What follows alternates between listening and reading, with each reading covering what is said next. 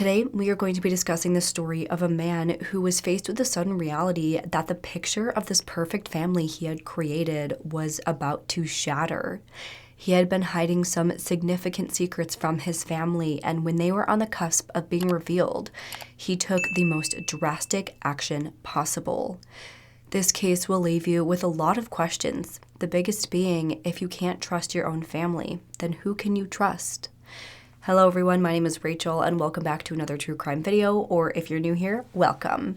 The case we are discussing today is a recent one and it is going to leave you speechless.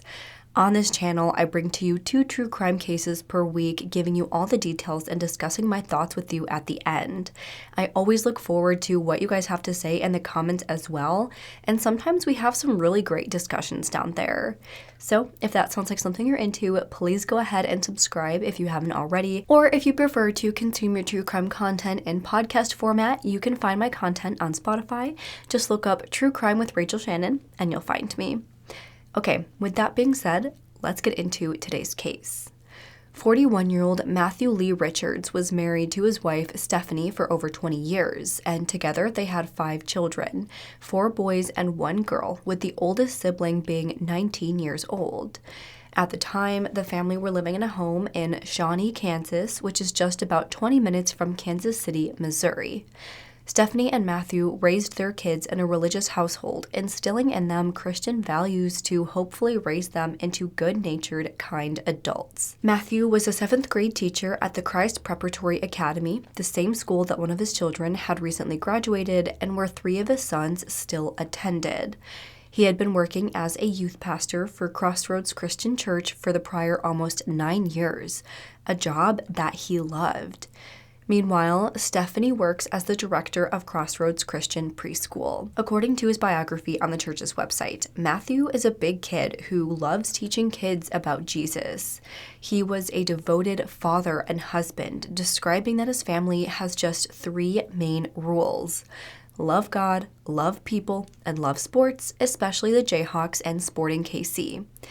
To those on the outside, it appeared that Matt and his wife Stephanie had a loving, nurturing relationship which allowed them to raise their children in a happy, healthy home despite the number of struggles the couple had faced throughout their marriage. Back in August of 2018, on their 15th anniversary, Matthew took to Facebook to write about just how incredible his wife is and how truly lucky he feels to have been blessed with such an amazing family. He wrote, quote, 15 years ago, we gathered with our friends and family to get married in Shelbina, where I sit today. Some people search for a lifetime to find a wife like you and the marriage we have. I would never dreamed of having 5 kids, being a youth pastor without your love, support, and prayer. You give my life meaning and purpose, and you show me all the beautiful possibilities that God can use me through. I thank God every single day I have you. Happy anniversary. A few years after that, Stephanie also took to Facebook to write about how blessed she is that she and her husband were able to stay together and fight for their love and their family, even though they went through an unimaginable tragedy. Very early into their marriage, Stephanie became pregnant with triplets, but they lost all 3 of them, which of course was just a devastating blow. Stephanie wrote, 15 years ago, we held 3 of God's greatest blessings in our lives, 3 miraculous blessings he gave and all too quickly took away. 3 blessings we held as they breathed their last breaths. We felt the pain of heartbreak indescribable by words and prayed prayers full of grief, anger, doubt, and questions from the lowest of valleys. Going on to write, today, 15 years later, our grief is no less, but it has found some level of understanding as we've seen moments of purpose in our loss. And with each of these moments, we find a little more peace and gain a bit more of a heavenly perspective. You are always and forever in our hearts, your very beings woven into every moment of our lives. How we long for the day to hold you all once more. It was clear that both Stephanie and Matt were devoted to their religion, looking to God for answers even in the most difficult of times. Through God, they were able to pick themselves back up and work together to make and raise their 5 children in a loving, peaceful, and safe home. However, what the family didn't know was that Matt was harboring some secrets. Secrets he wanted to keep hidden so badly that he truly felt that his family was better off dead than alive, having to live their lives knowing those secrets. And when the time came that he could no longer hide and his dirty laundry was about to be revealed, he took the most drastic action possible to prevent them from finding out. Just after 3:45 a.m. on Saturday, September 16, 2024, the Shawnee Police Department received at least 3 911 calls reporting an incident coming from a home on the 6600 block of Good Drive. One of the calls was from a neighbor who reported that the Richards home had caught fire. Another call was from a young boy who reported that he was inside the home and his father was chasing him around with a knife after having just stabbed his mother. In this call, the dispatcher could hear the fire alarm going off in the background. One additional call was placed, which was from a female reporting that she had just been stabbed. Officers rushed to the scene, and when they arrived, they were met with 3 individuals outside of the home, all who had just been stabbed. They watched as smoke bellowed out of the house before hearing an explosion coming from the garage, which caused the garage doors to bow outward. Other officers went to speak with a neighbor who had taken in 2 of the children into their home. According to this neighbor, just before officers arrived, they woke up to the sound of someone banging on their door. When they opened it, they found 2 of those children standing out in front of them, clearly injured and distraught. One of the children, a young boy, explained that his father had stabbed his mother, so he ran into the garage to try and get away and call 911. But as he did so, he heard an explosion coming from inside the home. Just after the explosion, his father entered the garage and started chasing him with the knife. He then stabbed his son before he, his siblings, and his mother all managed to escape. At that point, officers were waiting for firefighters to arrive to the home as they interviewed the children.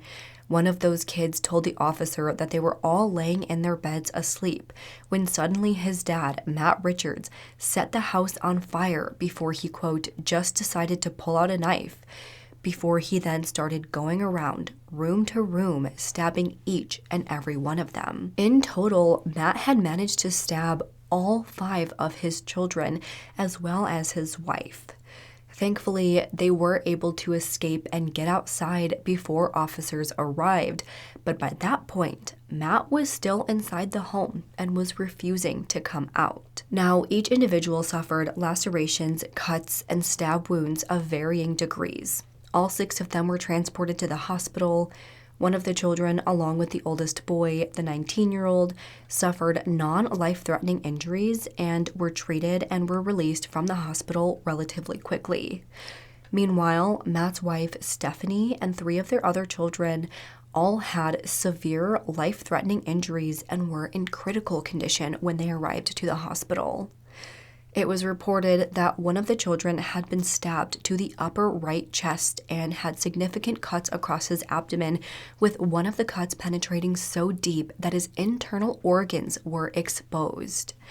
Another child suffered multiple stab wounds to his back and neck, with one being a horizontal gash wound. Another child was stabbed multiple times to his torso, some of which went so deep that they penetrated his colon and liver. His daughter had also been slashed very severely in her arm. It's believed that this attack occurred at various locations all throughout the house. It must have been a scene of chaos. The fire alarm is going off, and Matt is walking around the house, stabbing each and every person as they scrambled, running from room to room, trying to escape the murderous rampage their father or husband was on. As Stephanie and her children were being transported to the hospital, officers waited outside the home, trying to yell to Matthew to come outside and surrender. And after some coaxing, he did finally exit the home and went to the officers to the hospital for treatment. There, he was treated for smoke inhalation before being released into police custody. Shortly after, he was arrested and taken into the station for questioning. As that happened, firefighters arrived to the scene and finally made their way into the home. They found that the fire had originated from the basement. Thankfully, they were quickly able to extinguish the fire, and once they had, they discovered that it had been started around a pile of wood and clothing. It seemed that the pile was, of course, intentionally built before it was set on fire, with the intention of burning the entire house down. As we heard a minute ago, this fire was severe enough that it caused multiple explosions throughout the house. So if it were left a lot longer, who knows? The house absolutely could have burned all the way down. All throughout the house, they also found pools of blood on the floors, as well as splatters of blood across the walls. It was the scene straight out of a horror movie. The fire trucks start coming down the street. I think this was probably 3:30, maybe 4. Larry Smith has lived in this tucked-away Shawnee neighborhood for 25 years. He's been neighbors with the Richards, he says, for 15 years. They're nice people, and we've talked to them on the street before. The call to the Shawnee Fire Department just before 4 a.m. when they arrived at the house. There was a fire in the basement. Firefighters were able to put that out. They would then take Richard's 5 kids and his wife to the hospital. The state alleges in court documents that Matthew Richards planned, attempted, but failed to stab with a knife his wife and 4 of his kids before setting fire to their home. Back at the station, officers sat down with Matthew for an interview. And pretty much right away, he admitted to what he did and why he did it. He explained that he had been lying to his wife about their financial situation and had gotten his family into a mountain of debt over the years, but hadn't told his wife or family about any of it. The debt had gotten so bad that his family was set to be evicted from their home that very day, September 16th. He said that no one else knew about the upcoming eviction and that he had every intention of keeping that a secret forever. Now, we actually don't know too much information about the level of debt he was in or what specifically caused it. I tried to do a lot of digging, but I haven't been able to find really any information on what caused him to get his family into such a deep hole. It could just be that maintaining his lifestyle and raising 5 children on the salary he got was just too much. And so he started taking out loans and credit cards to pay for things and was unable to pay them back. Or maybe he had some secret issues like gambling problems or frivolous spending habits. It can be a combination of so many things, but what I do know is that you have to miss a lot of payments on your house before you will be evicted. Sometimes you get several warnings over multiple months before you're kicked out. Sometimes it's over a year of non-payment before you will be evicted. Either way, Matt knew that he was struggling to pay his bills, but never once told his wife or any other family members. Never at any point did he ask for help. Whether it was because he was too embarrassed or his ego was too big, he could not admit to his family that he needed help. Due to this, Matt said that he formulated a plan to burn down their house and kill each member of the family. He admitted that he went down to the basement where he set that pile on fire before he grabbed a knife. The next thing he knew, his wife was on the ground and he was on top of her. They were struggling for the knife and she was screaming his name before yelling for someone to call 911. Then he heard one of his kids yell, "Dad has a knife," which caused him to leave the room his wife was in and following this child around with the knife until he escaped out of the back. He said that the rest of this all happened in a bit of a blur. He doesn't actually remember stabbing any of the other children, but he does remember one of his sons asking him, "Dad, why do you have the knife?" After his family escaped the house, he went to the top of the stairs, just waiting to die as the fire took over the home. In the interview with detectives, he called himself a monster multiple times, emphasizing, "I stabbed my kids. I stabbed my wife." He went on to admit that he truly believed that it would be better for everyone if they all died rather than having to deal with the emotional trauma of them finding out the truth, of having to live through being evicted and not knowing where to go or what to do. This man of God truly believed that the best option was to cover for his own mistakes and then for everyone else to simply die. A search of the home later conducted by police showed that the house was not packed up at all. There were no boxes or any attempt at boxing up their items, showing that they never had any intention of leaving that home. Additionally, after speaking with the wife and each child, they did confirm that they had no idea that they were supposed to be evicted from their home that day. None of them ever had any idea that there were ever any financial issues. Everything always seemed just fine, especially Stephanie. She never thought that her husband was acting out of the ordinary. Everything seemed fine. He never seemed stressed. He never let anyone think that anything was wrong at any point. Now, like I said, 2 of Matt's victims had non-life-threatening injuries and only spent a short time in the hospital. Meanwhile, the 4 others all had severe injuries. Thankfully, though, each and every one of them survived. 2 of them were released within a few days, while the remaining 2 spent a few weeks in the hospital. But by this point in time, all of them have survived, and as far as I know, they all seem to be doing okay given what they went through. After Matt's arrest, he was charged with 5 counts of attempted first-degree murder with premeditation and 1 count of aggravated arson with the risk of bodily harm. And after spending some time working with the prosecution in this case, Matt and his family actually accepted a plea deal to avoid the case going to trial. He ended up pleading guilty to just 2 counts of attempted first-degree murder.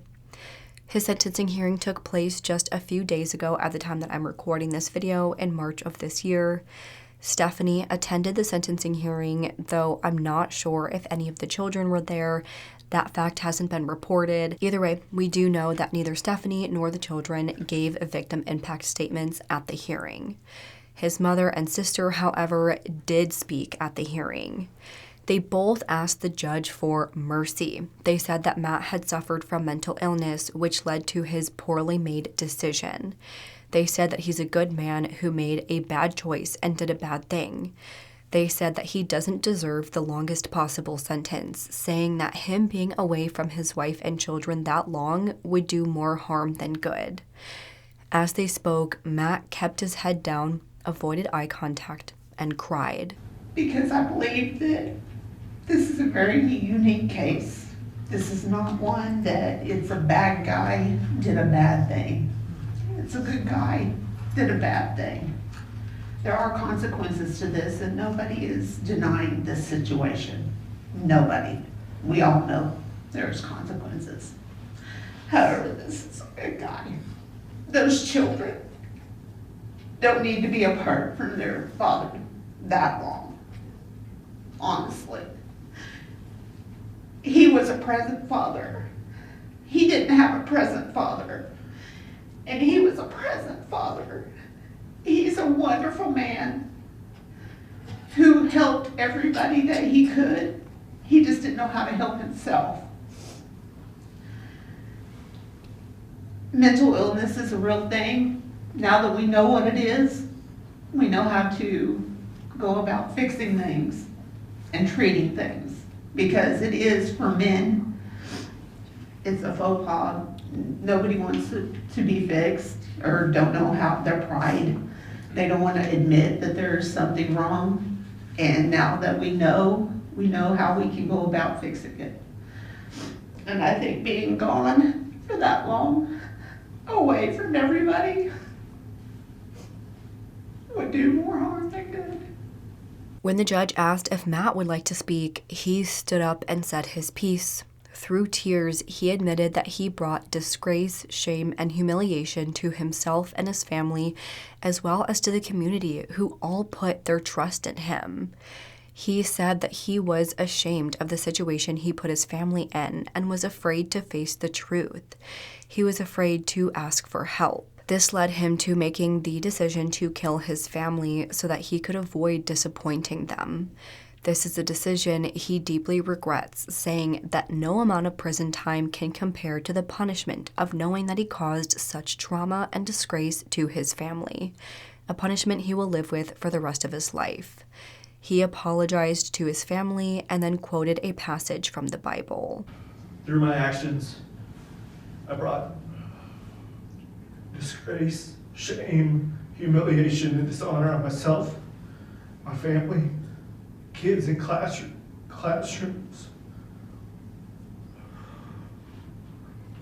on soccer fields, trusted friends, and my community.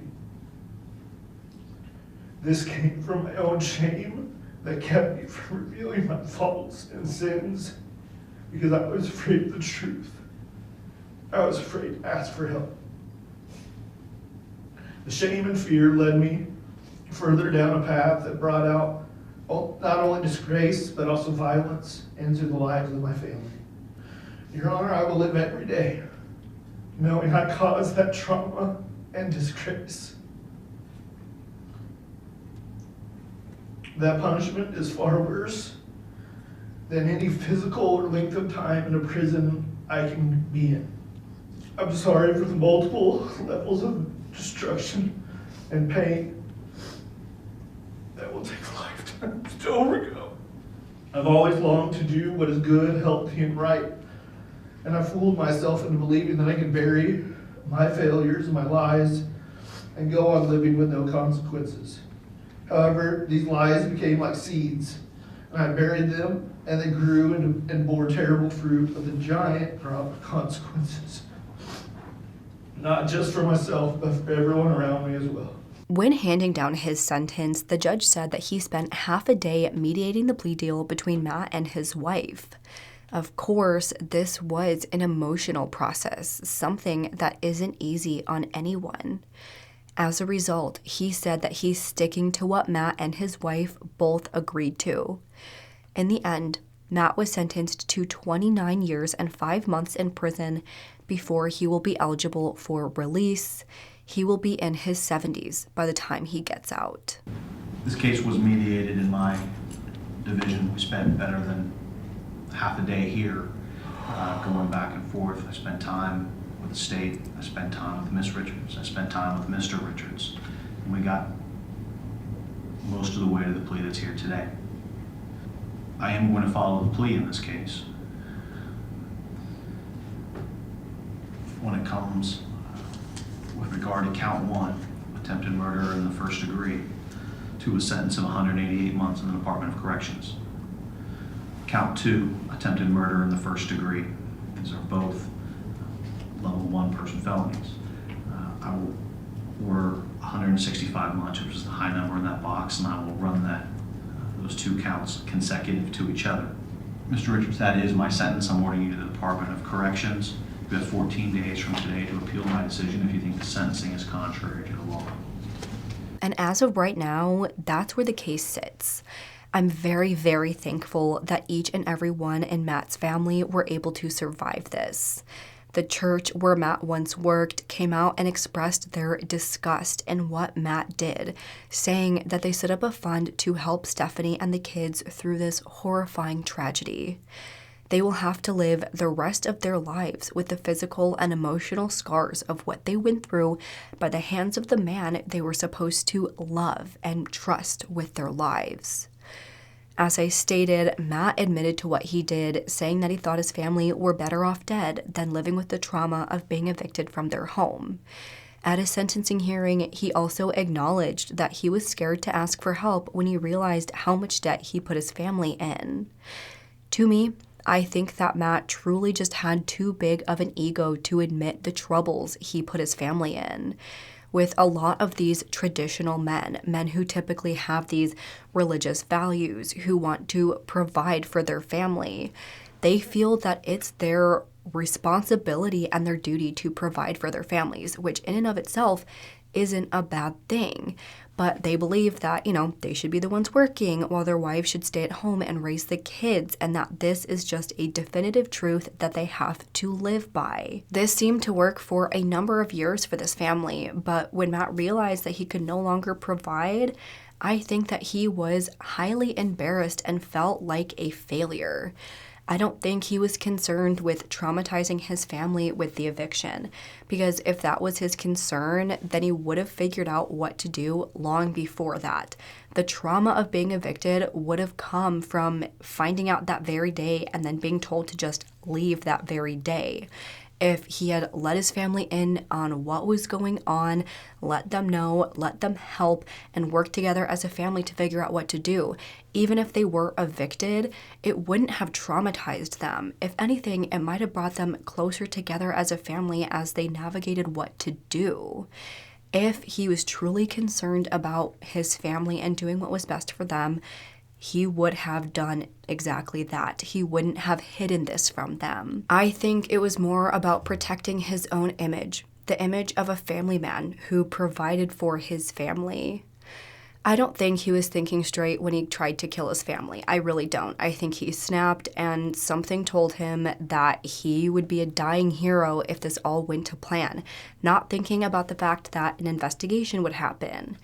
I think he thought that after killing his family, the house would burn down, taking any bit of evidence with it.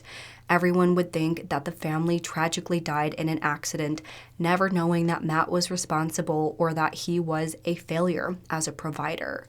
I think that is what was going through his head when he planned this out. But thankfully, each and every one of those children and his wife, they're all fighters.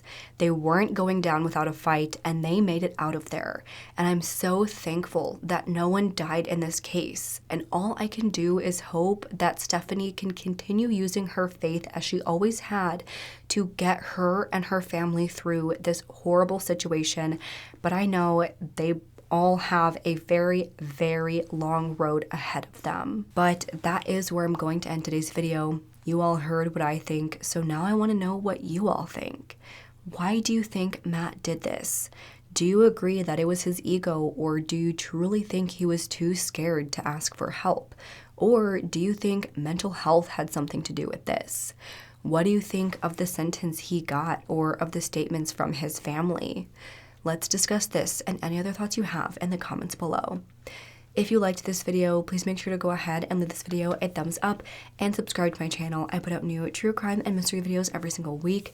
Don't forget to turn the notification bell on so you don't miss out on any of my future videos. Make sure to follow me on Twitter, Instagram, Facebook, and Spotify. All will be linked down below.